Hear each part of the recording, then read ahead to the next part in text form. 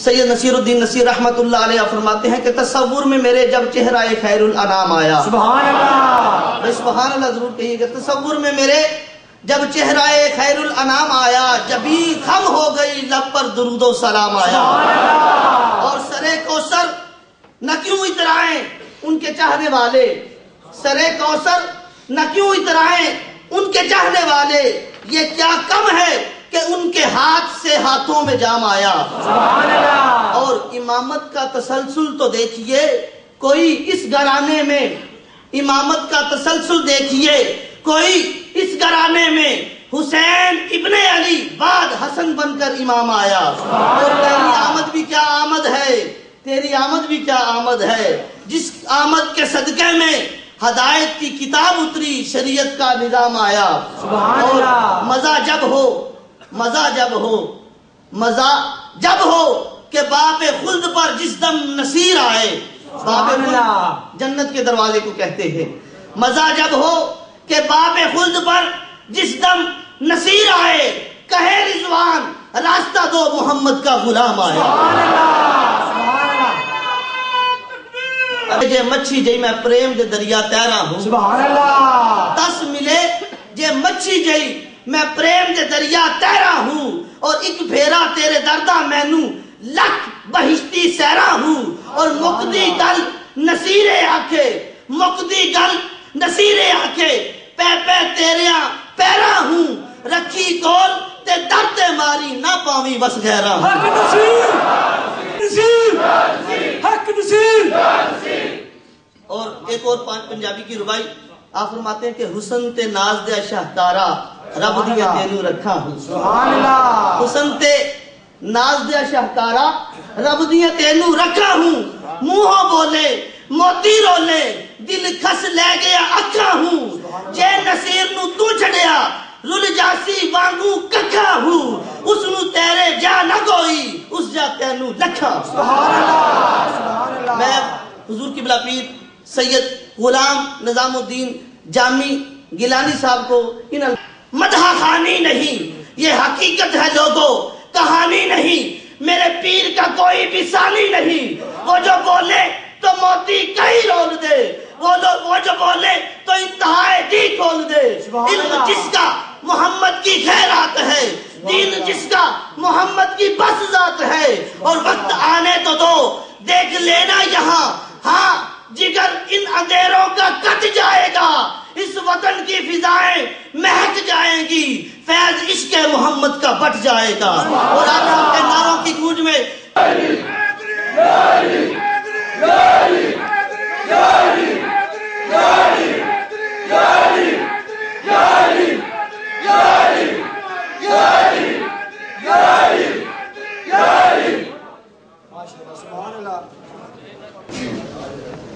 قال اللہ تعالی فی القرآن المجید والفرقان الحمید الا ان اولیاء اللہ لا خوف علیہم ولا هم یحزنون ان اللہ وملائکتہ یصلون علی النبی یا ایھا الذین آمنوا صلوا علیہ وسلموا تسلیما۔ درود شریف آواز بلند۔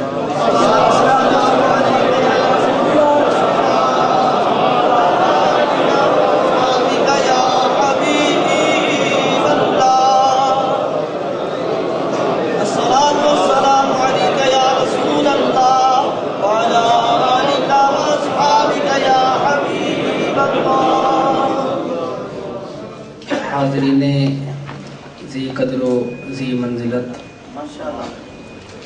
میں آپ کا انتہائی شکر گزار ہوں کہ آپ نے اس دور پرفتن میں، اس دور مادیت میں خالصتاً دین کے لیے اتنا وقت نکالا اور یہاں تشریف لائے، اور میں اپنے میزبان مہیا نصیریہ ٹرسٹ کے اراکین کا بھی شکر گزار ہوں کہ جنہوں نے مجھے اور آپ کو ایک جگہ جمع کیا۔ ہر چند کہ میں کوئی پیشہ ور خطیب یا مقرر نہیں ہوں، لیکن پھر بھی آپ کے ذوق اور شوق کو مد نظر رکھتے ہوئے کچھ گزارشات آپ کے سامنے پیش کروں گا۔ جیسا کہ آپ جانتے ہیں کہ ہماری درگاہ کا ایک اپنا مزاج ہے، ایک اپنا انداز ہے۔ میرے جد اعلیٰ حضرت پیر سید مہر علی شاہ صاحب رحمۃ اللہ علیہ سے لے کر میرے دادا حضرت سید پیر غلام معین الدین رحمۃ اللہ علیہ تک کسی نے بھی فن خطابت کو آزمایا نہیں، نہ میدان خطابت میں اترے۔ یہ جمود، یہ سکوت میرے والد گرامی علیہ رحمت نے توڑا، اور ہمارے گولڑا شریف کی درگاہ کا مزاج بدل کے رکھ دیا۔ آج تک درگاہوں میں سے ایسے افراد بہت کم باہر نکلے ہیں، میدان خطابت میں آئے ہیں کہ جنہوں نے اپنی خطابت اور اپنے فنون کا سکہ بٹھایا ہو یا اپنے فنون کا رنگ جمایا ہو۔ اگر آپ نے اپنے ہونے کا ثبوت دیا، آپ نے اپنے ہونے کا ثبوت دیا تو انشاءاللہ میں بھی آپ کے درمیان رہوں گا۔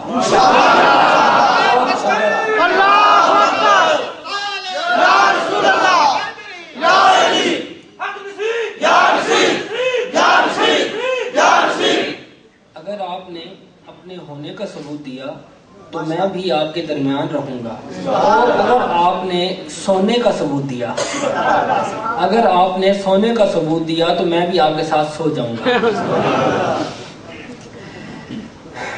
جس آیت کریمہ کی تلاوت کا شرف مجھے حاصل ہوا، سبحان اللہ، اس آیت کریمہ میں اللہ تبارک و تعالی نے بنی نوع انسان میں سے ایک خاص طبقے کو مخاطب فرمایا، اور ان کے متعلق فرمایا کہ سن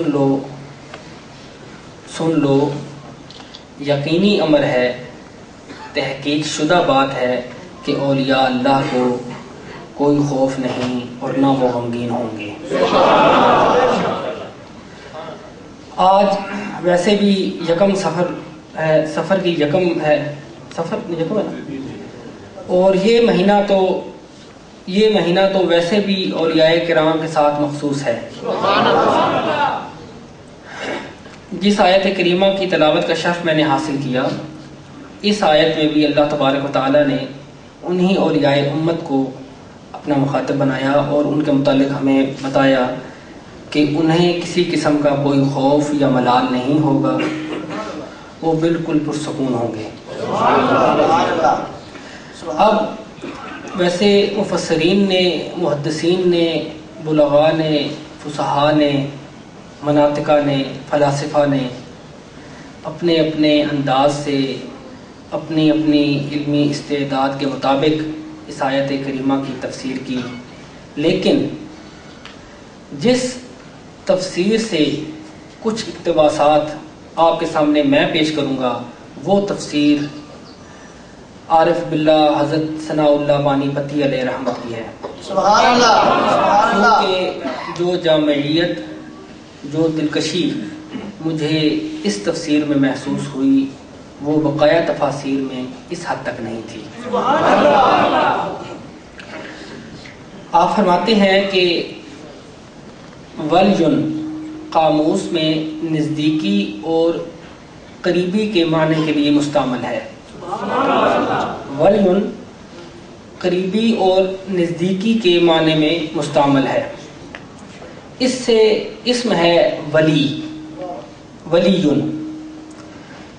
ولیٌ سے اسم ہے ولیٌ، ولیٌ کا مطلب مددگار، سبحان اللہ، سبحان اللہ، سبحان اللہ، محب، صدیق، ولیٌ کا مطلب۔ اب ولی کتنے قسم کے ہوتے ہیں، سبحان اللہ، اولیاء کی کتنی اقسام ہیں، یہ بات بعد میں ہوگی. پہلے تو یہ چیز ایک آپ کی سماعتوں کی نظر کرنی ہے کہ چاہے نباتات ہوں، جمادات ہوں، حیوانات ہوں، سبحان اللہ، سبحان اللہ، کوئی بھی چیز اپنے وجود میں اللہ کے وجود سے ہٹ کر اپنے وجود میں بقا کا عنصر نہیں رکھتی. ولی ان کا مطلب ہے قریب اور نزدیک، سبحان اللہ، نزدیکی اور قریبی. آپ فرماتے ہیں کہ اگر اس حوالے سے دیکھا جائے تو کوئی چیز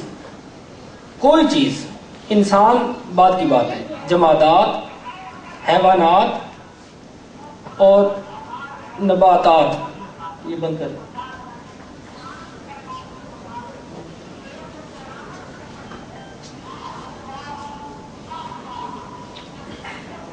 کر دے بھائی. برائے مہربانی ادب کو اپنے موبائل وغیرہ آپ بند رکھیں. اگر موبائل کچھ دیر کے لیے آپ بند کر لیں تو اس میں آپ کو کوئی نقصان وغیرہ نہیں ہوگا. سبحان اللہ، ماشاء اللہ. جمادات، نباتات اور حیوانات، ان میں سے کوئی چیز بھی اگر اپنے اندر کوئی تناؤ یا کوئی چیز رکھتی ہے تو وہ اسی ولایت عامہ کا کرشمہ ہے کہ اگر وہ ولایت عامہ نہ ہوتی تو وہ کوئی چیز بھی اپنا وجود بقا نہ رکھ سکتی. سبحان اللہ، سبحان اللہ. اس حوالے سے جس طرح قرآن شریف میں آیا ہے کہ نحن اقرب الیہ من حبل الورید، سبحان اللہ، کہ ہم اس کی شاہ رگ سے بھی زیادہ اس کے قریب ہیں. سبحان اللہ. یہ آیت اسی ولایت عامہ کی طرف اشارہ کر رہی ہے، اسی ولایت عامہ کی طرف سبحان اللہ. جو جمادات میں بھی ہے، نباتات میں بھی ہے اور حیوانات میں بھی ہے. لیکن جو آیت میں نے پڑھی ہے اس میں جس ولایت کا ذکر ہے، ولایت کا اس ولایت عامہ سے کوئی تعلق نہیں، وہ ولایت خاصہ ہے. سبحان اللہ، وہ ولایت خاصہ ہے. اس ولایت خاصہ میں جو افراد شامل ہیں ہم انہیں اولیاء امت کہتے ہیں. سبحان اللہ، سبحان اللہ، اولیاء امت. سبحان اللہ. اور اولیاء کی دو مین اقسام ہیں، دو بنیادی اقسام ہیں اولیاء امت کی. ایک ولی وہ ہے جو مرید ہے، مرید اور محب، مرید اور محب. یہ حضرت ثناء اللہ پانی پتی کی تشریحات ہیں اس آیت کے تحت. ایک ولی وہ ہے جو مرید ہے اور محب ہے. ایک ہمارے عرفی مرید ہوتے ہیں جس طرح کہ میں اور آپ ہیں، کہ ہم نے کسی نہ کسی سلسلے میں کسی نہ کسی شخصیت کے ہاتھ پر بیعت کی ہوتی ہے، ہم مرید ہیں. ویسے مرید کا معنی جو ہے وہ ہے کہ جس کا اپنا ذاتی ارادہ نہ رہا ہو، اپنا ذاتی ارادہ نہ رہا ہو. مرید کا لغوی معنی کیا ہے کہ جس کا اپنا ذاتی ارادہ نہ ہو. اس لحاظ سے جو لغوی مرید ہیں، جو لغوی، وہ ہیں جنہیں ہم اولیاء امت کہتے ہیں. ہم تصوف میں اصطلاحی مرید ہیں. ہم تصوف کی اصطلاح میں اصطلاحی مرید ہیں. ہم وہ مرید نہیں ہیں کہ جن کا ارادہ اپنے شیخ کے ارادے میں ضم ہو یا انہیں اور کوئی غم ہو.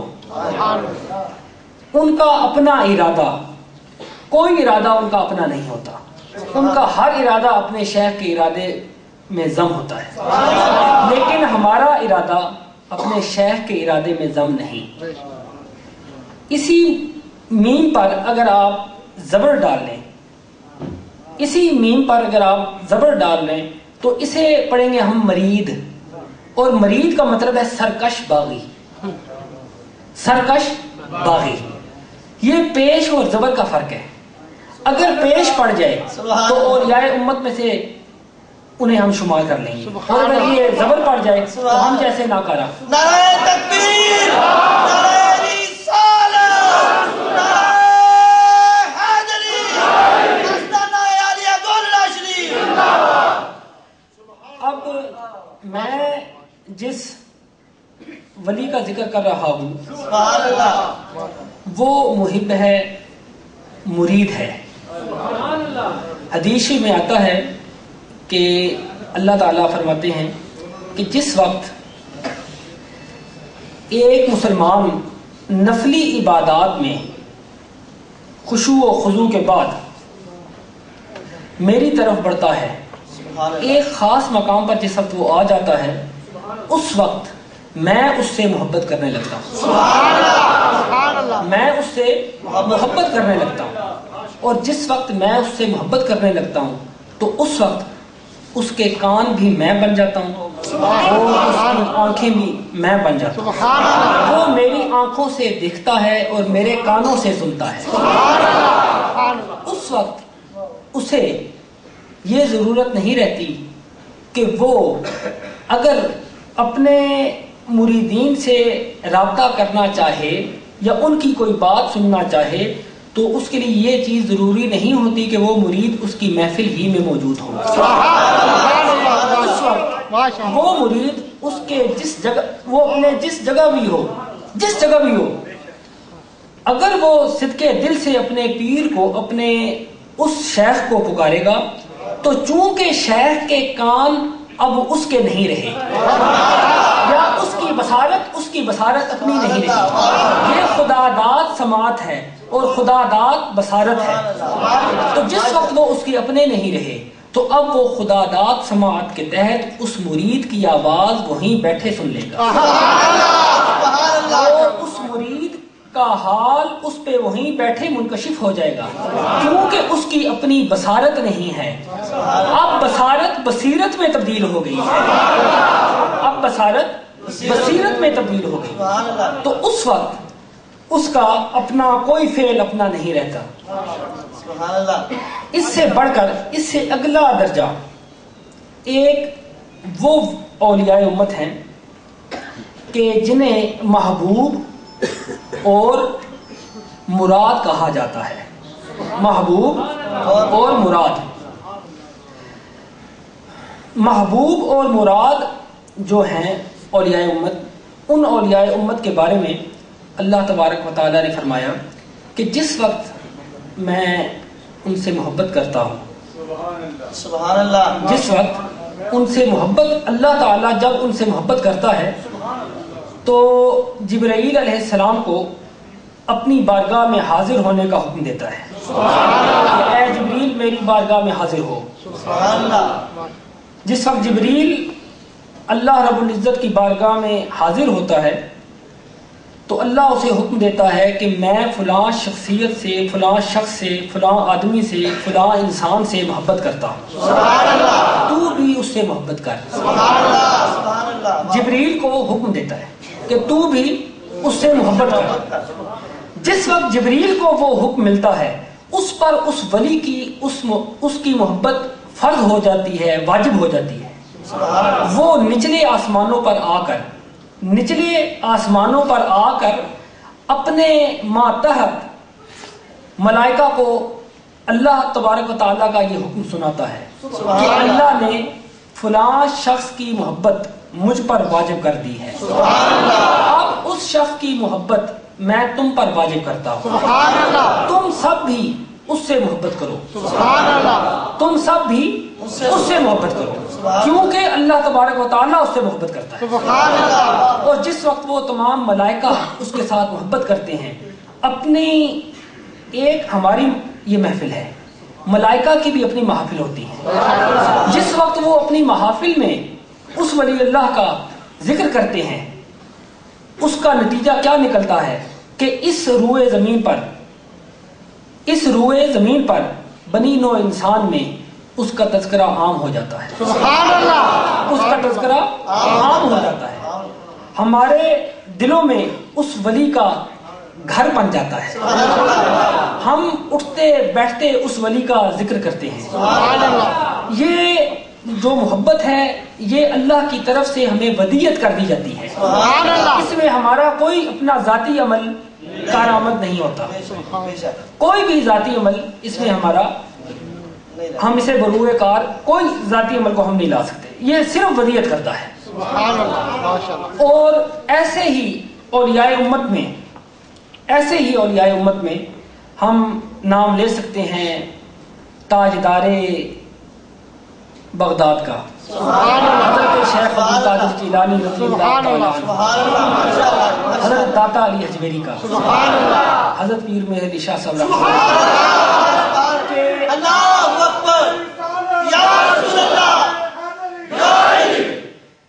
یہ وہ بزرگ ہیں، یہ وہ اولیاء امت ہیں کہ جن کے بارے میں حدیث شریف میں آیا ہے کہ من عاد لی ولیا فقد آذنتہ بالحرب، من عاد لی ولیا فقد آذنتہ بالحرب، جس نے میرے کسی ولی سے جنگ کا ارادہ کیا تو وہ آدمی سن لے کہ میں اپنے ولی کی طرف سے جنگ کروں گا۔ اب پہلی جو پوزیشن تھی، میں نے جس ولی کا ذکر کیا جو محب اور مرید ہوتا ہے، اس کی شان تو یہ ہے کہ ان اللہ یدافع عن الذین آمنوا، سبحان اللہ، کہ اللہ مومنین کی مدافعت فرماتا ہے، سبحان اللہ، لیکن یہاں اس سے بڑھ کر کام ہے۔ مدافعت کرنا کسی کی، اگر آپ میں سے دو آدمی لڑ رہے ہیں، میں آ جاتا ہوں اپنے ایک دوست کو دوسرے اس کے دشمن سے بچانے کے لیے، میں اس کے آگے کھڑا ہو جاتا ہوں، رکاوٹ بن جاتا ہوں، یہ مدافعت ہے، اس حد تک یہ مدافعت ہے کہ میں نے اس کا دفاع کیا۔ لیکن ایک یہ ہے کہ اگر میرے دوست کو کوئی شخص مار رہا ہے، پیٹ رہا ہے، لیکن میں اس کا دفاع نہیں کر رہا، میں بلکہ اس پیٹنے والے پر حملہ آور ہو رہا ہوں، یہ جو میں نے دوسری حدیث پڑھی ہے یہ وہ دوسرے گروپ کے لیے ہے کہ جن کی اللہ مدافعت نہیں کرتا بلکہ ان کی طرف سے حملہ بھی کرتا ہے۔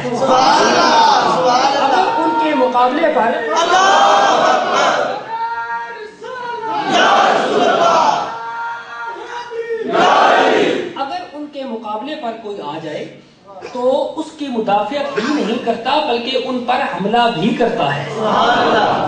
اس حدیث شریف میں انہی اولیاء امت کا ذکر ہے، اور حضور نے انہی کے بارے میں فرمایا ہے کہ جس وقت میدان محشر میں ہر طرف افراتفری ہوگی، ہر شخص افراتفری کا شکار ہوگا، ہر شخص افراتفری کا شکار ہوگا، اس وقت ان اولیاء امت کو نور کے ممبروں پر بٹھایا جائے گا۔